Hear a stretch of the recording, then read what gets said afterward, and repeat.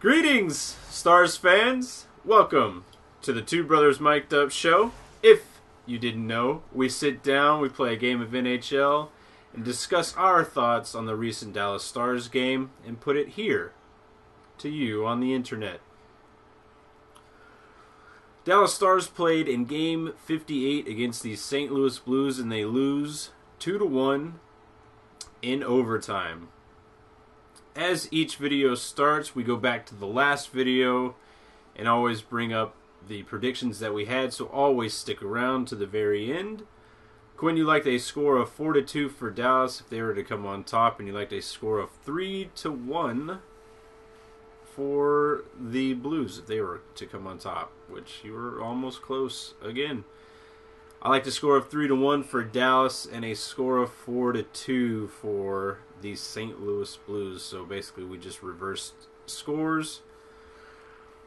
And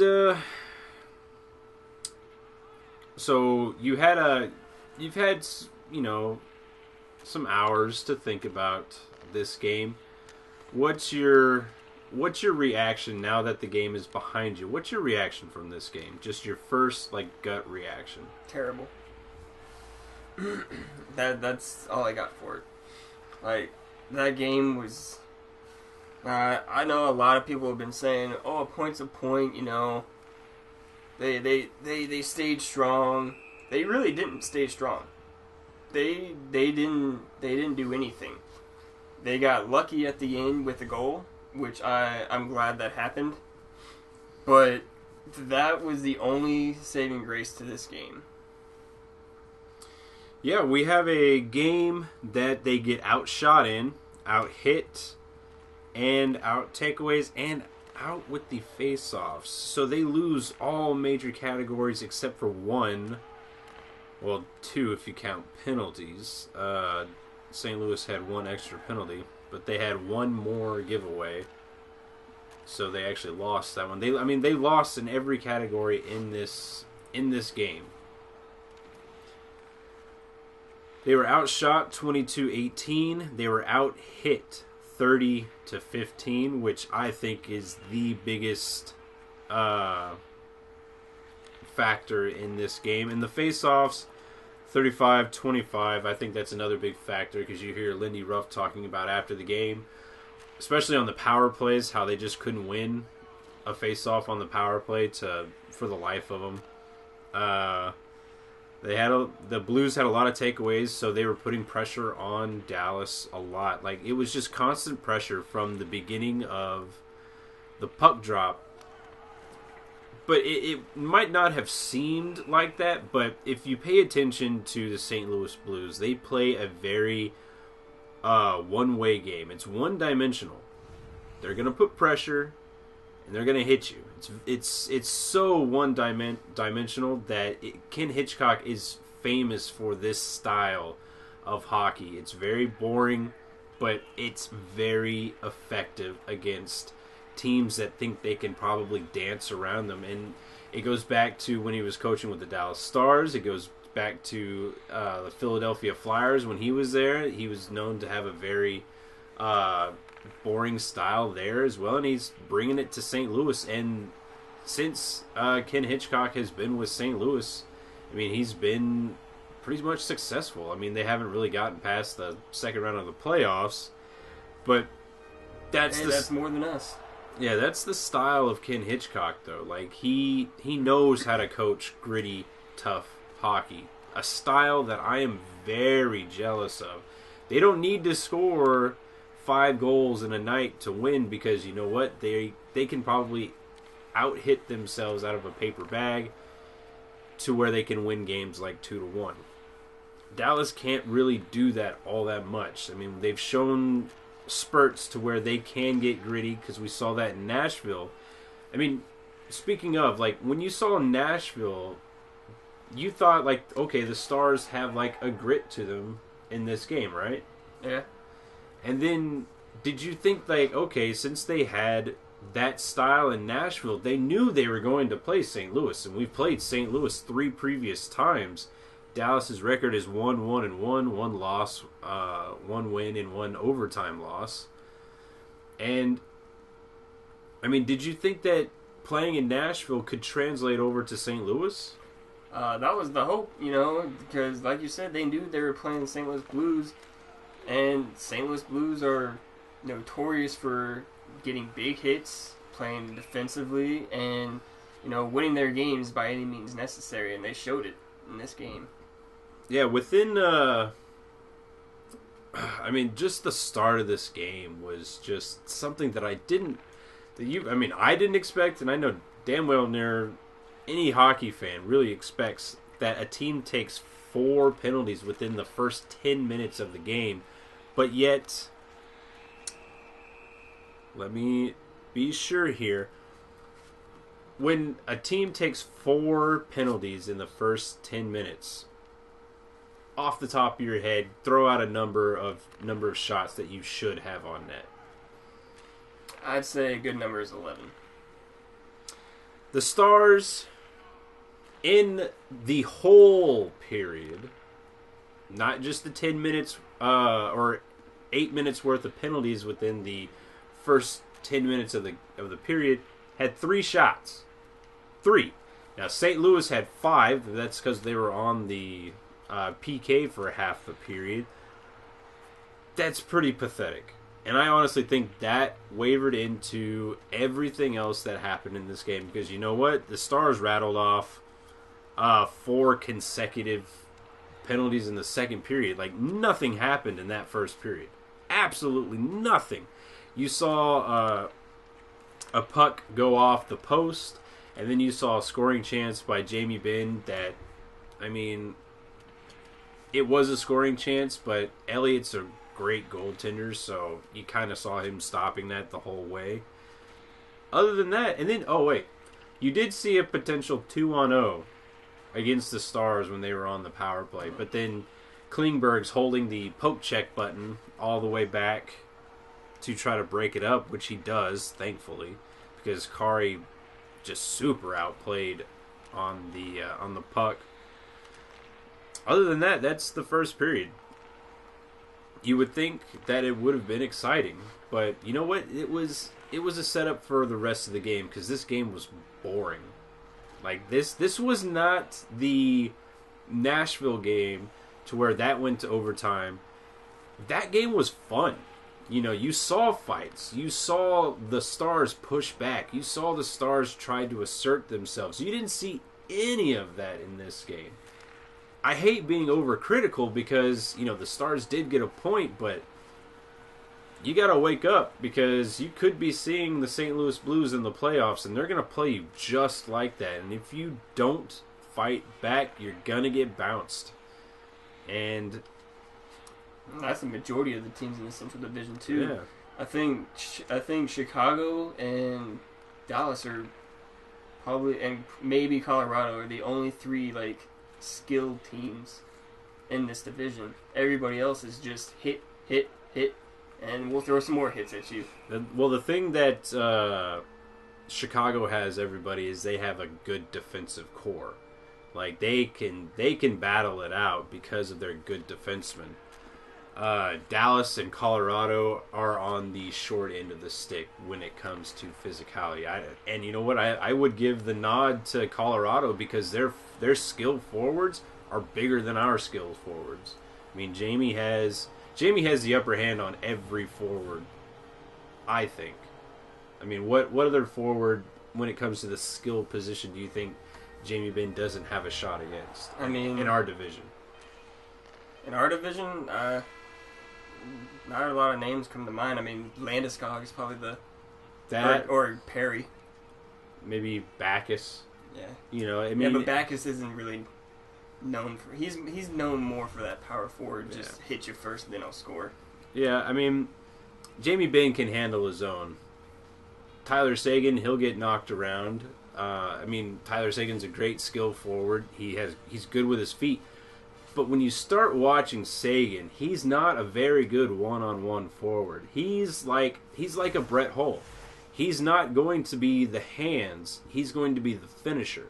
He's going to find himself in that open spot so he can use his shot. That's what Tyler Seguin is, because when you go and look at it, you look at his highlight reel goals, it's mostly breakaways. or it's mostly offside on the left circle to where he can open up that right shot. When you see Jamie Benn highlight reel goals, you see the dekes, you see the moves. I mean, Jamie Benn deked out a whole Columbus team once. You're not going to see that out of Tyler Seguin, and that's not a knock against Tyler Seguin. That's just his skill set. That's why they complement each other. Exactly. So well. That's why, like I said, it's not a knock against Tyler Seguin. Tyler Seguin's one of the best forwards in the game, but that's because he uses his head to find openings that he needs to go to whenever the puck gets to him. But going into the second period, we see the just flukiest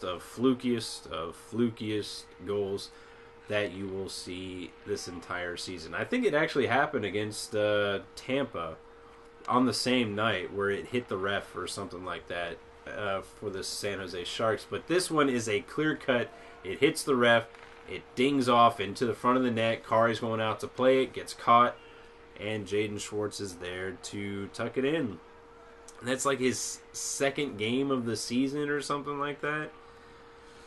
And his like second goal of the season. So it was just, that was frustrating. You knew the game was just going to be that type of game to where it needed to take something like that for either team to score. Because you know what? As most of all the shots that there was really no clear, like, I mean, Troy Brouwer had one in the third period with that breakaway. But I don't know, man. This game was just so boring. It was boring to the fact that people were almost dying at this game. You know, a puck got shot into the stands, and a fan got hit, and then Dave Zeiss got hit on the Dallas Stars bench. It was one of those games to where you just couldn't escape it if you wanted to. But we do see these Stars kind of fight back a little bit in the third period with a Janmark goal, which Janmark seems to be getting those in spades now. I think that's his, third straight game that he has a goal now? He has 13 goals. He's either getting like game tying or game winning goals. That's nice to see. I mean, other than Janmark getting out with the goal, what other Dallas Star really stood out to you in this game? Not really any of them. They all seemed like they just didn't care to be there.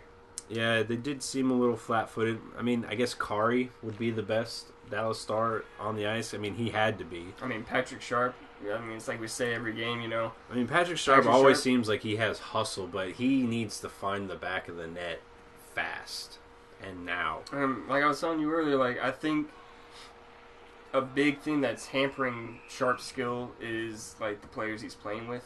Mm-hmm. And this is not a knock at Eakin. This is a knock at Roussel. Yeah. Roussel needs to be on the third line. I get they want to use him because he's fast and he can hit people when he wants to. But he's just not that skilled to be playing up there with the big boys. Yeah, I think Patrick Sharp is missing. He's either missing Jamie and Seguin, or he's missing Spezza. Like he needs Spezza back in the lineup so those lines can get reshuffled really bad, because he is suffering because of it. And you know what? This is a game to where Roussel should stand out. He should be standing out. Like Ryan Reeves on the St. Louis Blues is just out there running amok and doing whatever he wants. Talking to whoever he wants, running his mouth, doing whatever he wants. And nobody went over to say, hey, shut your mouth before I put my foot in it. No one. Not a single person. Granted, Ryan Reeves is a bad man. Not a lot of people want to stand up for him. But you know what? Have some balls to go over there and have him not let him run over you. You know, He's not really taking runs. He's very calculated with how he does it, but he's out there hitting everybody, and no one is stepping up to him. Especially in the third period, whenever you see Klingberg just get sandwiched between Reeves and another Blues player, you see him wince a little bit and then just skates away.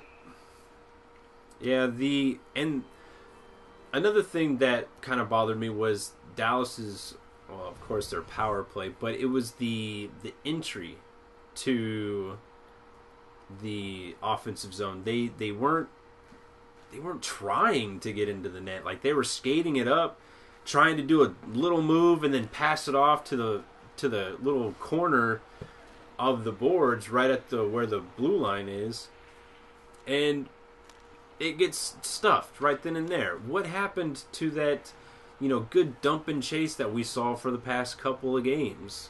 Like, why did they get so flustered after that first power play that they had to think that they got to carry it into the zone? Carry it into the zone. That's the only way we're going to get into the zone. And St. Louis was stuffing the blue line like no other.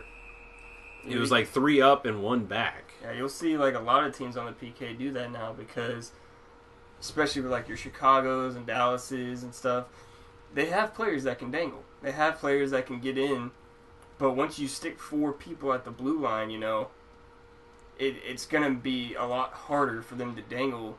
So they try to make that stupid pass to the right at the very corner of the blue line, and they fail at it every single time. And the one time that Dallas does score, it's whenever they bring pressure to the front of the net. Like, they weren't bugging Elliott at all. Elliott's too good of a goaltender, and I think a little underrated to not have someone in his grill the whole time. We saw that with the Nichushkin actually putting pressure in and actually skating in on him and doing that little dump off to Janmark, and seeing Elliott and the Blues defenseman preoccupied on Nichushkin and having Janmark off to the side to where he can just basically chip it in. You see that works. Like, why didn't they had still 6 minutes left. The Stars should have woken up and said, okay, we don't just want a point, we want 2, especially against this team. It's a little disturbing to see this team, this high offense, the highest scoring team in the league, or one of, in the top 2, to go 0 for 7 on the power play. Granted, St. Louis didn't do much else, but they did score on it.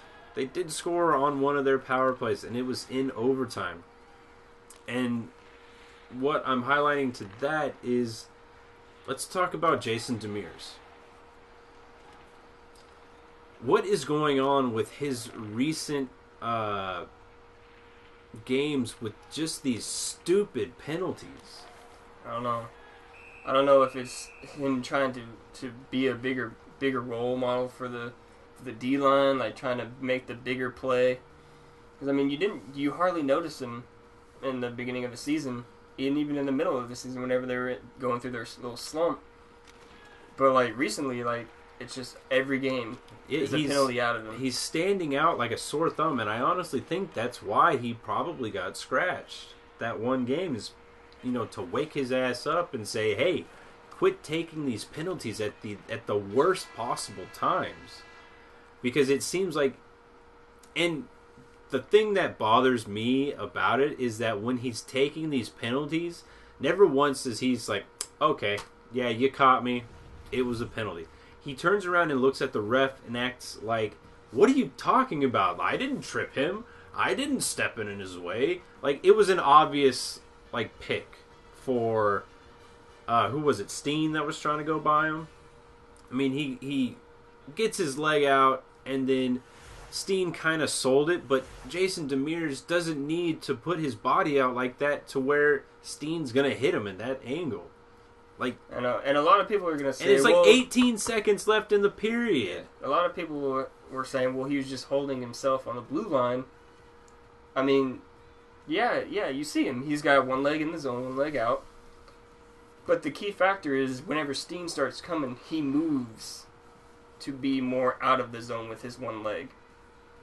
Yeah. And, anytime a player moves and, another player runs into him, 9 times out of 10 it's going to be called interference. Even if they're just standing still. Just it's what the ref sees. And look, you can say that Steen dived or embellished or whatever. He got them the penalty, and they scored in overtime on that power play. That's what you're supposed to do. You're supposed to try to get your team in the best position to win the game. That's what Steen did. Jason Demers is putting his team in the worst possible positions because you know why? Because Dallas will usually have some momentum. And it's usually a high amount of momentum. And then Jason Demers takes a stupid penalty. And it takes away all that momentum. And then the Stars are left scrambling. We see that in the past couple of games. And it's highlighted in this one. And I'm getting tired of it because he just looks at the ref and tries to jaw at him, saying that, oh, I didn't do that. I didn't do it. No, you did.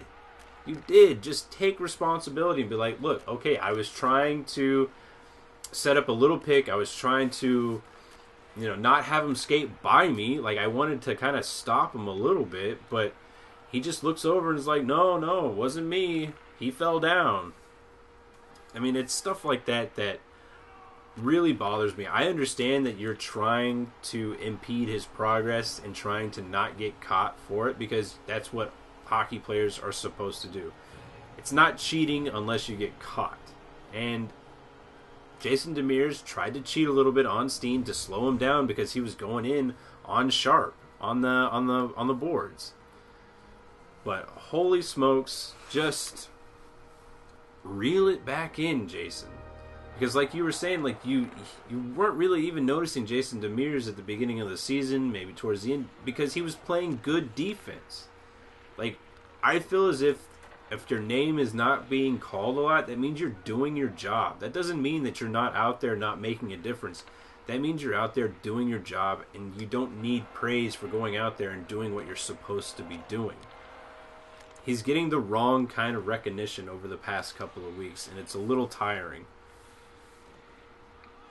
The game was on NBC, and we get Kenny Albert and the walking egg of Pierre Maguire. How'd you like the presentation? I just tried to tone it out as best as I could. Yeah, Pierre Maguire's a bit much with his. Like, they were just talking about stuff that just, who cares? Yeah. Who cares? Like, I mean, I don't know how many times it's going to be debated. Was he in the crease or was he not in the crease? Like, who cares? It's over with. That happened in 1999. It's 2016. Who gives a fuck? I wrote that down in some of my notes that I was like, they bring it up because a lot of, it was Lindy Ruff, Ken Hitchcock, Brett Hull's in the building and everything like that. We get it. It's a controversial goal, but please understand the possession rules of back in the day, and you'll understand that it was a goal. But it was just like trying to bring up old wounds and everything like that. But the incessant of Pierre Maguire, anytime he says like a player, he's got to say where they're from, what junior team they played for, or what college team they played for. I mean, stuff like that is great, but every single time you open your mouth and his constant like mispronouncing of Kari's Kari's name, oh my god. And Kari Lehtinen. I actually would love to hear from some Pierre Maguire fans to say, what you actually like about him. Like, is it the constant, like, bombardment of information that you don't care about? Like, do you really care where Curtis McKenzie played his junior hockey? I'm going to bet 9 times out of 10 you don't. But we hear about it. Well, that's because he didn't play junior hockey. He played college. Well, you know what I mean. Miami Redhawks. Well, I learned that from Pierre last night. Exactly, but you know what I mean. It's like we don't need to hear the minor league or college level stuff that they're approached with, like with every player.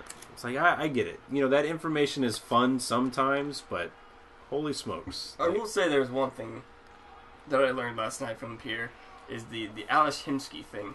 Yeah, and I wanted to bring that up too. Knowing that he got stabbed in the neck with a broken beer bottle after winning a championship in juniors. Yeah, that almost died. Yeah, that was actually stuff like that I want to hear about. I don't want to hear where someone played their junior hockey and taking bus trips in the snow. Okay, that's great. That's like every junior hockey player's tale. Like, that's what they all go through. Bus trips. We get it. I mean, unless you're a casual hockey fan, you probably don't know that history, but if you grew up knowing hockey and playing hockey, you know bus trips are a big factor in junior hockey. But the Ales Himsky story was actually really, really interesting. That I don't think anybody knew about it because they were actually talking about it on the ticket this morning. And then they talked about it on Bad Radio. Maybe he didn't want it out. Maybe he was like in the witness protection program. Yeah, maybe that's... I mean, that has to be an interesting story that I would love to hear a follow-up on by maybe Ralph and... Not Ralph, Razor. Because Ralph was actually on the ticket today, so that was good to hearing him again. But, I mean... What else can you say about this game? What... It was awful. Yeah. I just don't know. I get it. It was a back-to-back game too. Yeah, they look so tired. Like, I don't know if they just put like 1,000% into the Nashville game and then forgot they had to play the Blues the next day because they were out there like they just didn't care to play the game. As soon as the goal was scored, they're like, we'll take this loss and we'll just move on to the next game. And that's what's kind of frustrating to me. Yeah. The whole game was frustrating. It was not the prettiest game, but you know what? They get to bounce back against Arizona. We actually haven't seen them this season, which I'm actually kind of looking forward to seeing the Coyotes play because they have all those rookies over there, which should be... I think that will be an exciting game. So wrapping this game up, let's go into the ratings. What'd you give this one? You know, I was gonna give them an F because of their poor play that they showed, but you know, I'll give them a D- just because they got a goal. Yeah, that's about it. I wrote down D+. That's a passing grade in college, but you know, they got the goal late in the game and they got a point. They have 11 out of 12 points against all the Central teams that they've been playing of recently. So they almost swept that whole stretch right there, which would have been nice. But you know, they beat teams like Chicago, and they beat teams like Washington. And to get a point, it seems so defeating in this game because you know that they're capable of a lot more, but you know, D+. Stars play in game 59 against the Coyotes. What kind of scores you got for that one?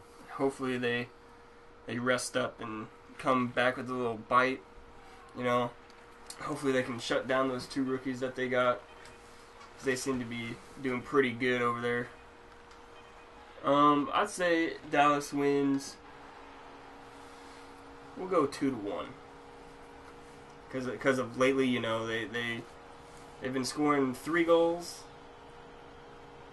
but with their lackluster effort, I feel that they might tone it down a little bit.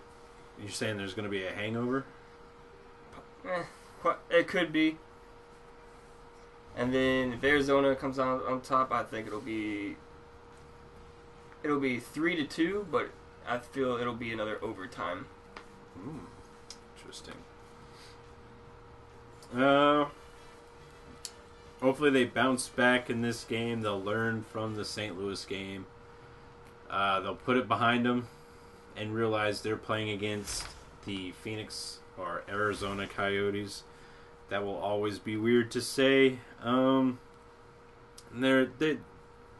they're just not as good as they've been in the recent past. So I'm going to say a score of 4-1 for Dallas. If the Coyotes come on top, I like a score of 4-3 with them squeaking it out maybe late in the game. They just give a stunner to Dallas. So, that is the discussion. Be sure to subscribe, share, like the video, give any kind of feedback down below. Remember, this is a show for fans, by fans, so help us grow. And, as always, tune in next time.